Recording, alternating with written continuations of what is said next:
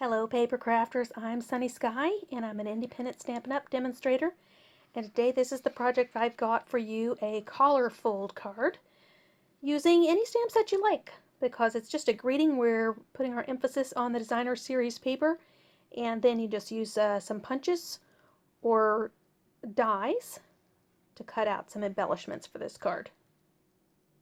Here are the cardstock sizes that you need for today's card.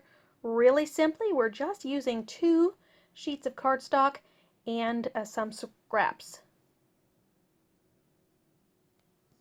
The fun in this card is in the fold, and the previous sample that I did has a vertical card, but we're going to do a horizontal card today and use the opposite side of the designer series paper as the front of the card.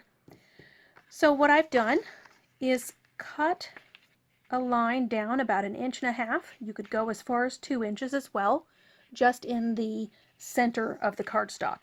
And then we're simply going to score from the edge of that fold to the corner of the cardstock.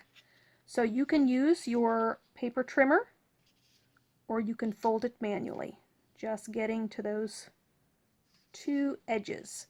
And this is an embossed sheet of designer series paper, so it's a little bit trickier to get the edge, but there I was able to score it, fold it from the tip of my slit that I cut up to the corner of the cardstock.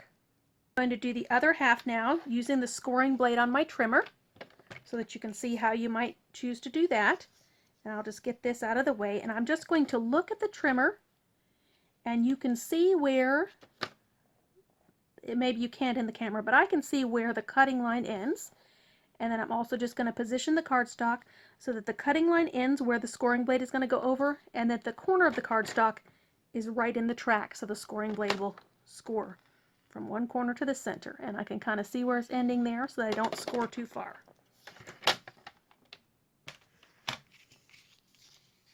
And that's going to give me just a smoother score, and for me it's more accurate. I prefer to do it with the trimmer and the scoring blade, but I wanted to show you that you could do it by hand as well. You can really use any stamp set for this card, but today we're using the Timeless Tropical. I'm just going to use a greeting from that set and the Coordinating in the Tropics dies. And I used the larger flower, well, I guess it's not really the largest flower, but a larger flower, and the smaller flowers here, and an assortment of leaves I cut out. And I chose colors to cut these out just based on what colors are in this designer series paper. So I chose the coordinating cardstocks. Fold this in half and score it. And I'm going to place this on the card, but not glue it down yet, because I want to choose my greeting that's going to go up here, and I want to make sure that when I'm stamping the greeting in that open area, the cardstock on top, the designer series paper, doesn't get in the way. So we'll choose a greeting to go on this card. And because it's a shirt card, I'm going to use this Rest and Relax, You Deserve It greeting. All right, we have some black ink here. I'm using Memento Tuxedo Black, and our greeting, I'm going to stamp it off on scrap paper once just to get a fresh image. Anytime I'm getting out a new stamp, sometimes the first image doesn't ink up as great as the next. So stamping it off once helps with that. We're going to try and get this nice and straight on our cardstock.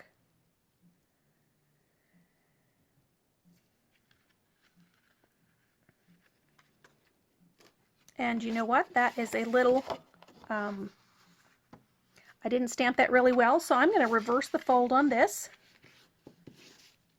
I'm going to turn this into the inside of the card, and I'm going to go ahead and put a sheet of white inside, and that will just fancy it up a little bit. I'm going to restamp on the front. Let me get my designer series paper back in here,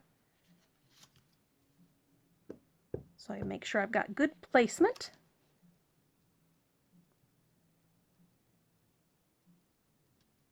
Sometimes I rush a little bit and then it doesn't end up being as clear as I want it to be. There, that's good. Now, since this cardstock is textured on the back, I'm going to just give it a little bit of extra adhesive. I've kind of gone around all the edges just to make sure that it adheres very well to the front of my card. Get that down. And I'm also going to tack these down. These two little bits down here. And I'll just get a little bit of my fine tip glue pen in here because I'm going to use that on the flower. I'm going to add a little dimension to the flower once I add all the layers on here. So I'm just going to add a little adhesive there, tack this down, and this is going to be a feminine card. I'm going to put a flower here, and then we'll just do some smaller flowers down the front of her. Let me do the smallest ones here, as if they were buttons down the front of her card. That's what I'm going to do there. And so I'll just put a little glue down here. And really the reason that I got out this fine tip glue pen is that I'm going to add a little dimension to this larger flower using this glue. But of course it also works to glue things down.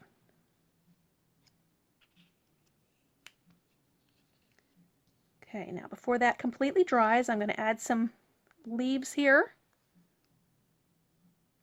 Get a little glue on the sides of them that are going to be tucked in.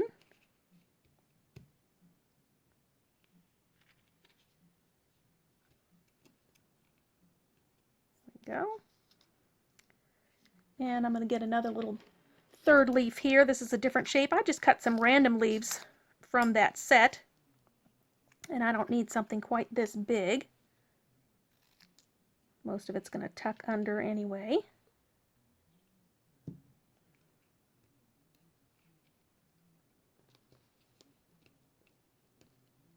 Okay. Now we're also going to add some flowers to the center of this flower.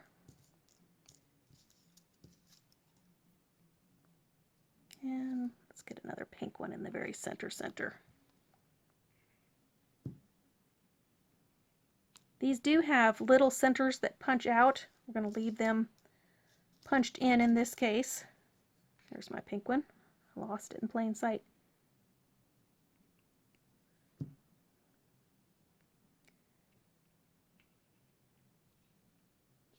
Get that set right down there.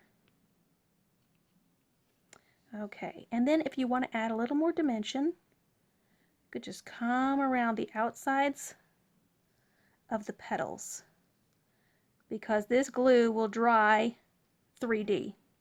And then when you're done with your fine tip glue pen, just going to close it up like that. You can see, just got to get the needle right in the tip, and that keeps it from clogging up the tip.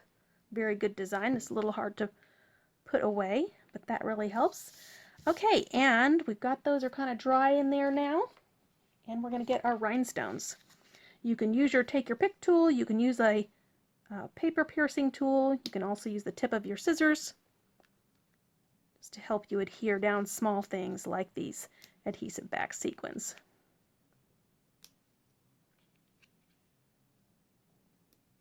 I think I'm also going to put one right in the center of my flower. There we go, my main flower. Maybe I should put them on the buttons as well. This probably is not a blingy enough card, not wild enough card if it's a tropical shirt, a relaxing shirt, but that'll do for now. And then I just want to show you again the other one.